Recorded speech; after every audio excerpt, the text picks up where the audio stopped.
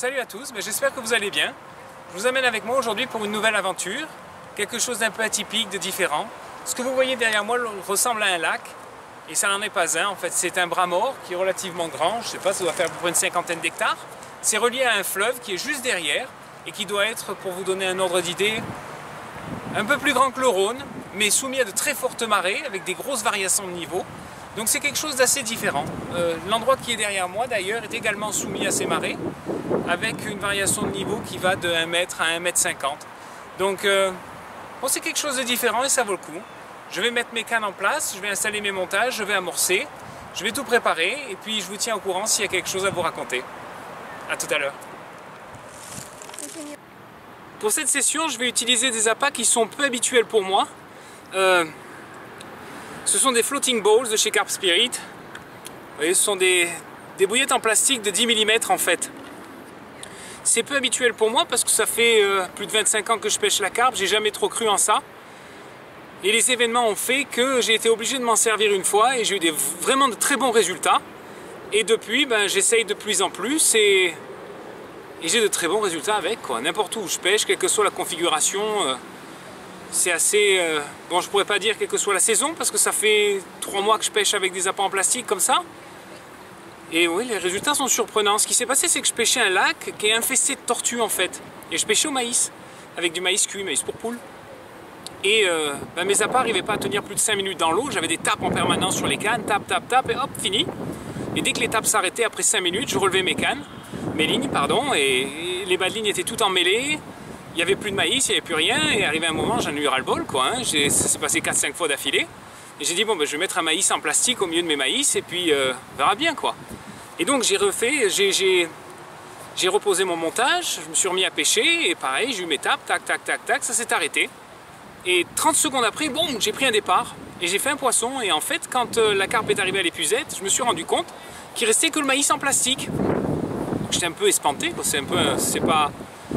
Disons que c'est tellement loin de mes convictions et je me suis dit il faut essayer, j'ai remis ça sur toutes les cannes en fait, j'ai mis que du maïs en plastique sur chaque canne et je me suis mis à dérouler sur toutes les cannes. Et depuis ce jour-là, je me suis dit bon il faut toujours que j'essaye au moins de mettre une canne avec un appât en plastique quoi. Et à chaque fois où j'ai fait ça, c'est la canne avec les appâts en plastique qui déroule. Donc cette fois-ci, je fais pas dans la dentelle, j'y vais franchement. J'utilise des bouillettes de 10 mm en plastique, j'ai le frigo, 2 par montage, puis on va voir ce que ça va donner quoi. Je vous tiens au jus quoi qu'il ait. Could love drive you to fly? Could hope be the only way? And would it be a crazy question? Would you take it all? Throw it all away. Take me down to the final decision, and the world will break apart today. Take me down to the final decision, and the world will break apart today. And the world will break apart today.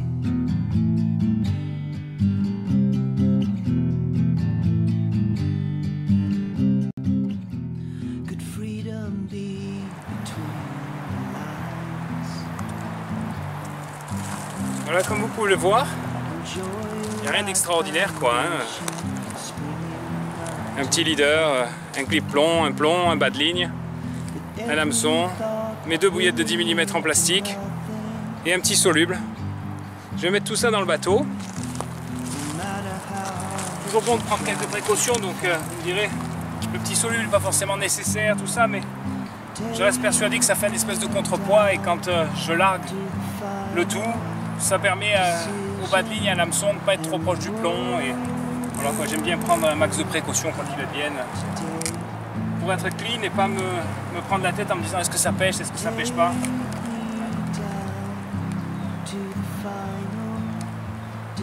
C'est pas pour ce que ça coûte, mais c'est pour ce que ça rapporte.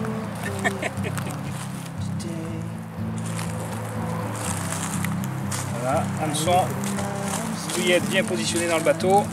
Faites attention que le bas de ligne soit bien écarté, comme ça il n'y a pas de problème. Et là, je vais mettre tout à l'eau. I got one foot on the street in the village and the other in a mine under Colorado sunshine. Under Colorado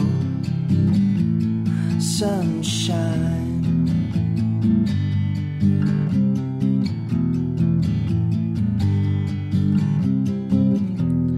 Could you stand in the way of progress? Could you laugh it off and say,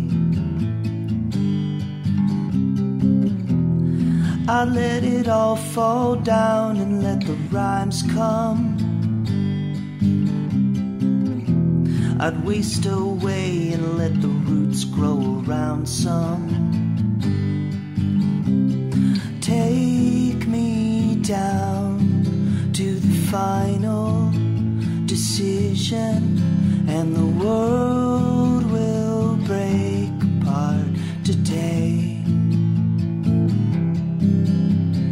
Take me down to the final decision, and the world will break apart today. Prêt pour la première nuit, il doit être à peu près 8 h du soir là maintenant. Je pêche depuis 2 h de l'après-midi, il n'y a pas d'activité encore, j'ai attrapé un poisson-chat. Pas terrible, mais bon, c'est comme ça. Tous mes coups sont amorcés, j'ai amorcé avec de la graine, pas trop fort, je sais pas, j'irai 2 kg par canne, quelque chose comme ça.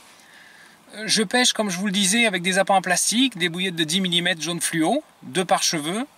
J'ai jamais trop cru à ça en fait toute ma vie, et puis ça fait 2-3 mois là que j'essaye pour différentes raisons, à cause de tortues en fait. Et je me suis aperçu que ça prend des poissons beaucoup, partout, dans toutes les conditions. Donc je suis un peu espanté et je me dis que bon voilà, ça fonctionne bien. Donc je vais essayer une fois de plus, c'est intéressant, ça me permet d'apprendre, on apprend tous les jours. Voilà, sinon d'un point de vue pêche, je pêche à 30-40 mètres du bord à peu près. Il y a une grosse cassure à 15 mètres. Ça descend en pente douce derrière, donc je dois pêcher 10 mètres à peu près derrière la cassure. Mes 3 cannes pêchent la même situation, 3 spots différents, espacés de 30-40 mètres, mais la même situation en fait. Donc c'est comme si je pêchais un spot qui fait 80 mètres de long, 70 mètres, 80 mètres de long quoi. Donc voilà, je sais pas trop à quoi m'attendre. Les fois précédentes, quand je suis venu, première nuit c'est un peu lent. Il y a la possibilité d'avoir une touche entre 11 h et 2 h du matin. Et l'activité commence généralement relativement bien, assez bien même je dirais. Juste avant le lever du soleil, pendant le lever du soleil et en première partie de matinée. Là c'est l'automne, je sais pas exactement à quoi m'attendre parce que c'est la première fois que je pêche ici en automne. Le seul truc que je trouve vraiment bien c'est qu'il n'y a pas de moustiques alors qu'ici normalement c'est blindé de moustiques. Ça c'est bien, alors, vraiment ça c'est bien quoi, parce que c'est dur, se faire attaquer 40 fois à la minute c'est dur quoi. Et là il n'y en a pas, donc ça c'est bien, c'est cool.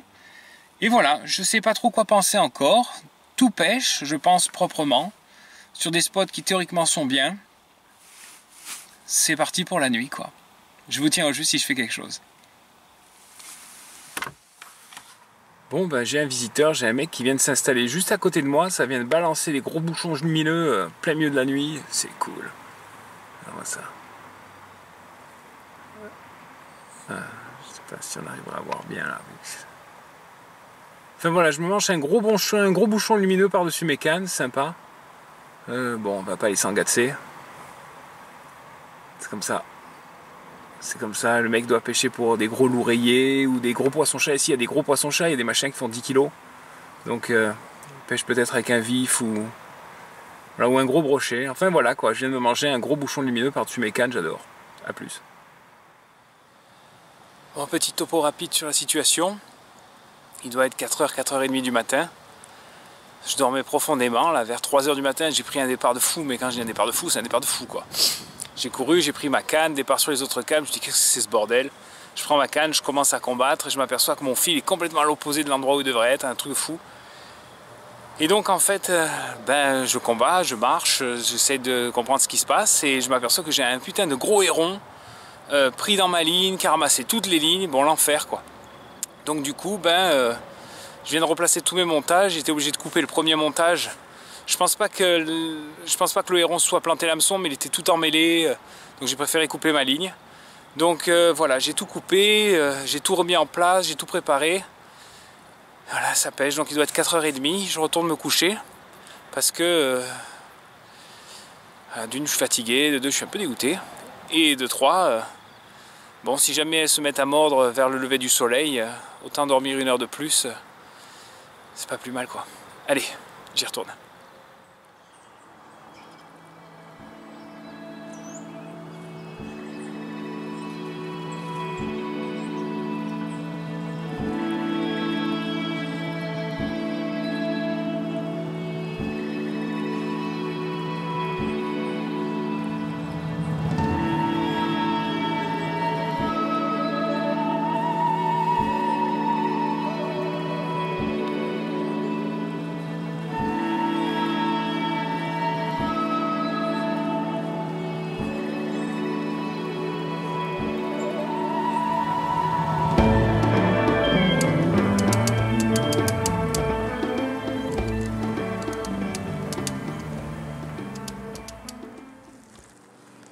Bon, première nuit capot, rien, un grand héron, c'est tout, j'ai replacé les cannes, j'ai dormi 1 paire d'heures, le soleil est en train de se lever donc bon,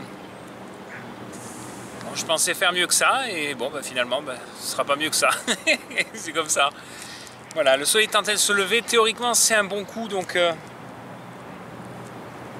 je sais pas, à voir.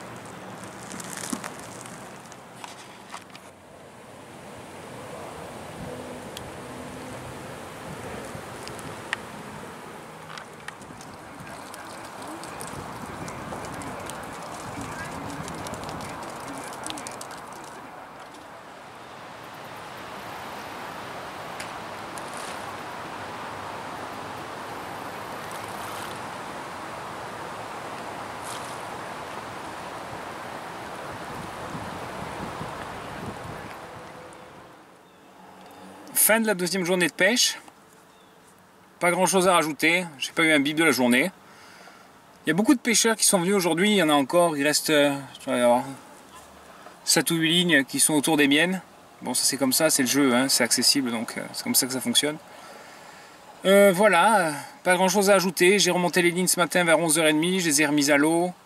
J'ai mis quelques poignées d'appât autour de chaque montage pour l'après-midi, ça n'a rien donné. Là, le soleil devrait se coucher d'ici 15-20 minutes. J'ai rajouté quelques kilos d'appât. Je ne sais pas du tout quelle est l'activité sous l'eau pour le moment. Il y a des gars qui sont venus pêcher hier soir. Ils ont pris vraiment beaucoup de poissons-chats, des gros poissons-chats, des machins entre 2 et 5 kilos. Donc j'imagine que ça doit faire des ravages sur les coups de toute façon. Donc oui, j'ai remis un peu des appâts sur chaque spot. Et tout est prêt et tout pêche pour la nuit. Je vous tiens au courant.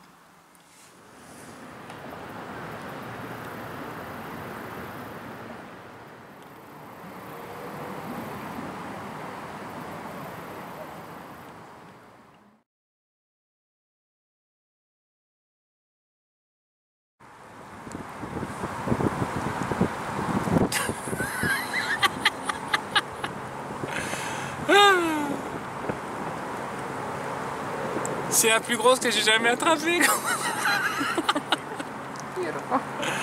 Elle est trop belle. Une carpe version Sarulesti, carpe de Roumanie aux États-Unis. Allez, il faut la remettre à l'eau quand même, pauvre bête. Elle est titoune, c'est la titounette.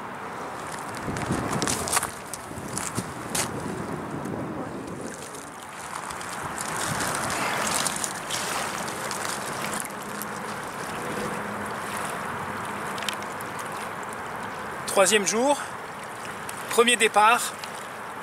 Bon voilà, j'ai pris ma carpe. Allez.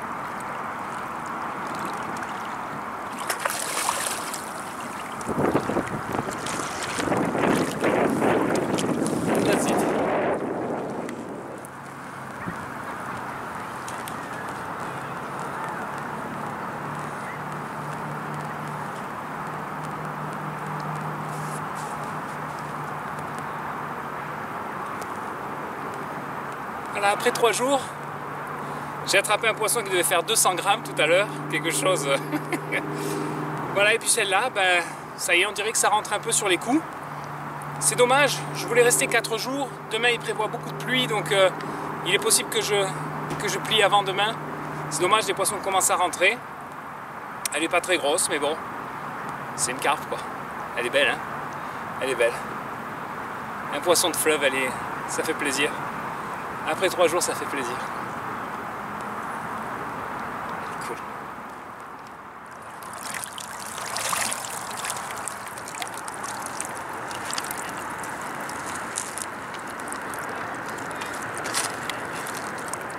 Trop belle.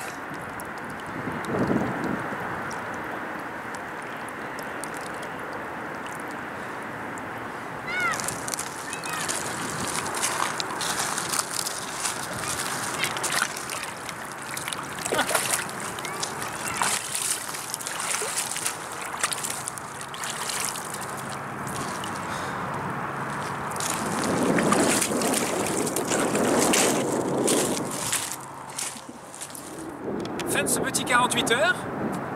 Bon, je m'attendais à un petit peu plus d'action. Je pensais que les poissons seraient un peu plus actifs. Je pense qu'ils sont pas trop là. Je pense qu'ils commencent à rentrer sur les coups. J'ai eu 2 poissons cet après-midi. Après 48 heures sans la moindre activité. J'imagine qu'il y a quelques fiches qui tournent autour. Ils ont dû commencer un petit peu à manger hier soir ou un petit peu le jour avant. Et ça commence à déclencher. Malheureusement, je ne peux pas rester plus longtemps. Donc fin de la session pour moi. Mais je suis content. J'ai pris l'air. On est en automne. Il fait un peu froid. Les températures commencent à chuter. Je prends une toute petite carpe, sûrement la plus petite que j'ai jamais prise dans ma vie d'ailleurs. Et non, j'exagère. Ah, quoique si, en pêchant comme ça, probablement. Et un poisson petit, mais qui m'a permis d'être, comment dire, d'avoir la sensation que c'était une session réussie, parce qu'on vient là pour ça, quoi. Donc voilà, c'est tout pour cette fois-ci, et je vous donne rendez-vous pour une prochaine aventure très bientôt. Bye bye.